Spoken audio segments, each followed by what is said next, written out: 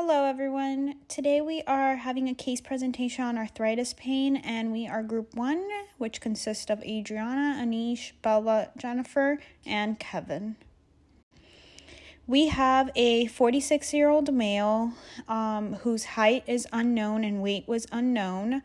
And the reason for encounter is L came into our pharmacy stating he has been suffering with a 4 out of 10 pain due to his arthritis, even after taking glucosamine 500 milligrams 3 times daily a week ago. L is a 46-year-old male who has been suffering from arthritis pain for about the past month. He's gone to a friend for advice, but he has not talked to any medical professionals that we know of, and he seems very interested in learning how to better treat his pain. He has a history of GI ulcers, but he is not currently experiencing any GI symptoms. He has no known drug allergies, and none of his other medical history, family history, drug use, or immunization history was given. At the time of our initial encounter, L had stated they were taking glucosamine hydrochloride, 500 milligram capsules. They took one capsule by mouth 3 times a day for a total daily dose of 1,500 milligrams. They did start on March 30th, 2021. During our encounter, he stated that he still had felt no relief even after a week. Um, no other drug therapy was mentioned by L during this time, and he did not state that he was trying any non-pharmacological treatments. However, we will mention some throughout our consultation. And for a history of the present illness, they said they'd been suffering for about a month, so the month of March, as far as time frame goes.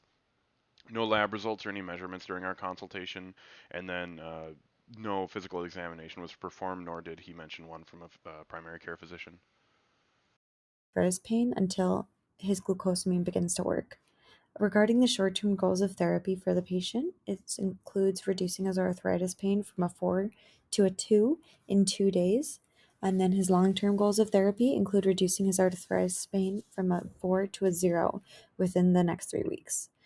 And for review of systems for the patient, he has a history of GI ulcers, but currently has no symptoms. Ella has pain from his arthritis, and then he has no other information for his review of symptoms that we know of. Moving on to the care plan for this patient. For this patient, we can continue the patient on his existing arthritis medication, the glucosamine hydrochloride 500 milligram capsules that he's been taking for pain. The reason we are asking this patient to continue these tablets, continue taking these tablets 3 times a day is because the way glucosamine works is by developing hyaluronic acid and keratan sulfate, which takes time to show an effect, which is why it's important that we keep this medication going for at least 4 to 6 weeks. And in the meanwhile, we're going to start the patient on acetaminophen 500 milligram tablets, which he has to take which we can ask him to take by mouth, 1 or 2 tablets 2 or 3 times a day as needed for pain. Now, again, as mentioned before, the reason we are starting this medication is because glucosamine takes the time to kick in, and we should expect to see the acetaminophen provide the desired pain relief in the interval that the glucosamine starts to show its effect. Now, the other reason why we're using acetaminophen is because the patient has a history of gastric ulcers, which is not suitable for other NSAIDs because they are contraindicated for patients who are susceptible to gastric irritation. And we also have to note that the patient is going to be taking about 3,000 milligrams of acetaminophen daily, which is the maximum non-prescription dose. So we should be counseling the patient to look out for side effects or any adverse effects that can come from prolonged use of acetaminophen.